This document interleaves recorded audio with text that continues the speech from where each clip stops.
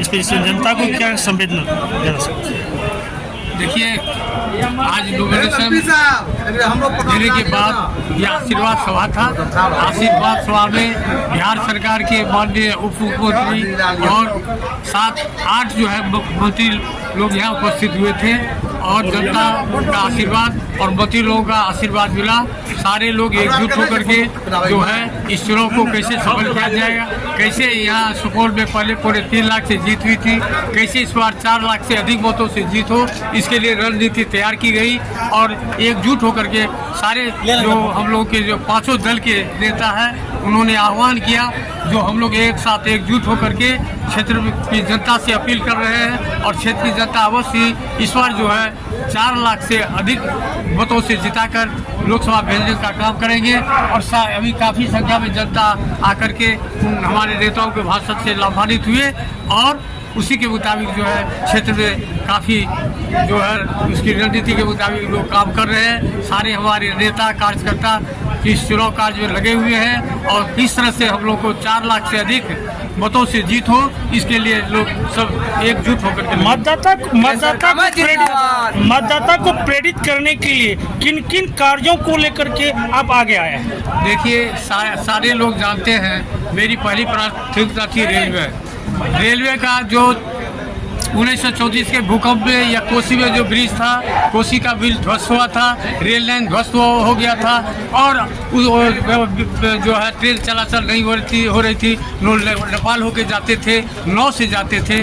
मैं जीत कर आया तो पहली प्राथमिकता मेरी हुई रेल में सबसे पहले मैं छोटी लाइन को बड़ी लाइन में कन्वर्ट करा करके सहरसा से लेकर के उधर निर्मली तक रेल लाइन का निर्माण करा करके पुल पर जो पुल पहले से निर्माण था उस पर रेल लाइन की पटरी बिछा करके और इस होकर के उस 84 साल के बाद उस ब्रिज पर होकर रेल चलाने का काम किया, जो सबसे बड़ी उपलब्धि है। दूसरी उपलब्धि रेलवे की है जो फार्मिंग से लेके सहरसा तक जो गाड़ी नहीं चलती थी, 2008 का जो भूकंप हुआ था, 2008 के भूकंप में ध्वस्त हुआ था और उसके पहले 2 सांसद हुए थे। किसी ने इस क्षेत्र का काम नहीं किया, इस चीज़ को लोकसभा में नहीं उठाने का काम किया, वो बाधित था, जनता परेशान थे।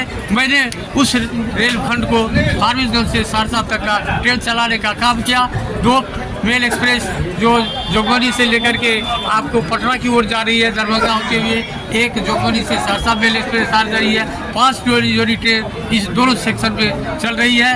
काम एक अधूरा उसमें बच गया है। जो सरायगढ़ से लेकर के सहरसा होते हुए पटना जाने का जो राजरानी था वो स्वीकृति हो गया था, वो ट्रेन चलती, लेकिन वो बाधित हो जाने के चलते वो नहीं हुआ। अब अगले बार यदि जनता का आशीर्वाद हुआ तो उसको मैं चलाने का काम करूँगा। और दूसरा रेलवे का जो इस क्षेत्र को मुझे देश के राजधानी दिल्ली और अन्य भागों से जोड़ना है, वह मेरी प्राथमिकता रहेगी। इस क्षेत्र के सुपौल क्षेत्र की जनता को रेलवे का सुविधा जो है जो दिल्ली और अन्य क्षेत्रों में अगर मैं जीत के जाता हूँ तो सबसे पहली प्राथमिकता है इनको चलाने का। इस तरह से जो विकास का काम है उस विकास का काम करूँगा। मेरा मुद्दा केवल विकास है, विकास करना है। सुपौल का कैसे विकास हो उसी को लेकर के भारतमाला एवं सभी तरह के 6 लाइन 4 लाइन बन रहे हैं हमारे क्षेत्र में आपके थ्रू से, जिसमें रैयतों को मूल्य के आधार पर कम रुपया मिला, जिससे रैयत बहुत नाखुश है। इसमें क्या कहना चाहिए? देखिए, ऐसी बात नहीं है, उसका नियम है। 4 लाइन का रेलवे का जो जमीन उसका जो अधिकरण किया जाता है उसका नियम है। पिछले 3 बार जो वृद्धि हुई है उन तीनों को जोड़ करके उसका एवरेज निकाल के 4 गुना उसका पेमेंट मिलता है। उस फार्मूला से एक काम होता है, कम बेसी का उसमें सवाल नहीं है। उसी फार्मूला के आधार पर लोगों को पेमेंट मिला है। जिस आदमी का जमीन में कोई लफड़ा है, गड़बड़ी है, उसका बाधित है, अदरवाइज पेमेंट तो हो चुका है, काफ़ी तेजी से हो रहा है। और आप देखेंगे ये जो सुपौल से अररिया गलगलिया 1.5 साल के भीतर में, 1.5 से 2 साल के भीतर में यह लाइन जो है इस पर आप लोग चढ़ेंगे, ये सुपौल से अररिया ट्रेन चलेगी।